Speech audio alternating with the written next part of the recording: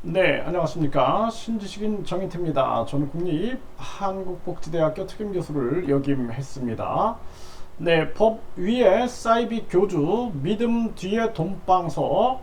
네, 이 주제로 말씀을 드리겠습니다. 네, 이 사이비 교주들이 보면은 항상 자신들이 법 위에 존재하고 있다. 자기들은 이제 신격화를 시키죠. 그래서 신격화를 시키다 보니까 자기의 말이 곧 법이 되는 거예요. 그래서 법 위에 있어서 자신이 법을 그냥 만들어 버리는 거죠. 그리고 이 교주가 거주하는 시설들은 치외법권이다. 여기는 이제 법이 적용할 수 없다.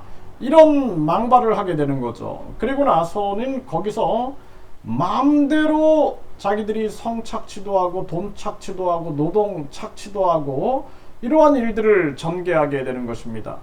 그래서 이 사이비 교주가 항상 첫 번째 하는 것이 뭐냐면 기적을 만드는 거죠. 기적. 기적을 만들어서 우리가 위약 효과라는 게 있어요.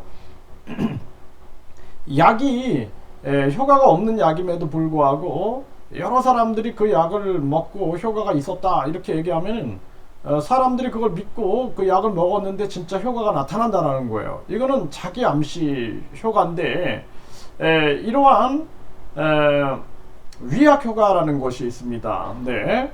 그래서 플래시보 효과라고 하는데 이러한 플래시보 효과를 이용하고 있는 거죠. 이렇게 해서 이제 기적을 위장으로도 만들고 또 인간의 세계에서 인간이 가지고 있는 어떤 믿음, 믿음을 통해서 발생될 수 있는 다양한 그런 기적들이 있습니다. 이제 그러한 기적들을 이용해서 신격화를 시키는 거죠.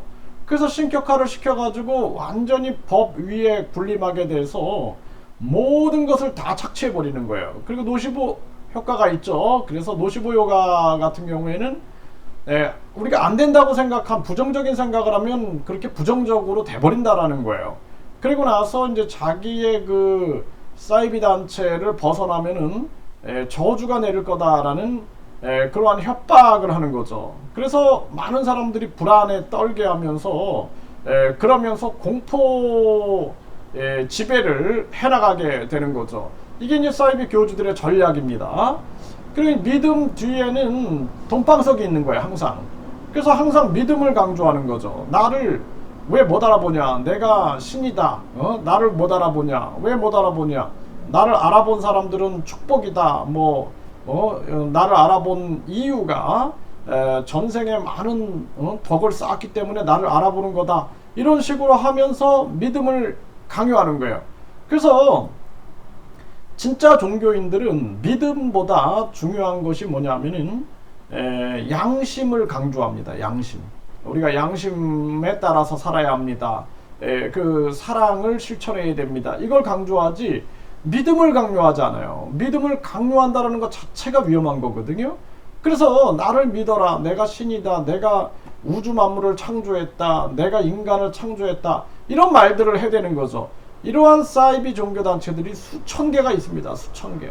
이게 대한민국이 영혼이 완전히 좀먹는 거죠. 많은 사람들이. 그리고 나서 이 사이비 교주들의 최종 목표는 돈방석인 거예요. 돈방석. 이 돈방석을 통해서 종교 시설을 짓겠다. 종교 부동산을 사들인다. 해가지고 부동산을 사들여갖고 거기에 이제 종교촌을 만드는 거죠. 신앙촌을 만들어가지고 완전히 숭배촌을 만드는 거예요. 숭배촌. 그래서 완전히 숭배촌을 만들어서 자기 세력을 확장해가지고 자기 방어를 하게 되는 거예요. 그 신도들은 계속해서 한마디로 경호원이 되는 거예요. 경호원. 그래서 이들은 완전히 이제는 세뇌가 됐기 때문에 경호원이 돼서 이 우리나라 정부 기구들도 잘 건들지 못하게 되는 거죠. 그래서 이 우리 정부가 이 사이비 교주들의 심리적 지배 이러한 부분들을 면밀히 파악해서 종교범죄 가중처벌법을 시행해야 한다. 저는 그렇게 말씀을 드립니다.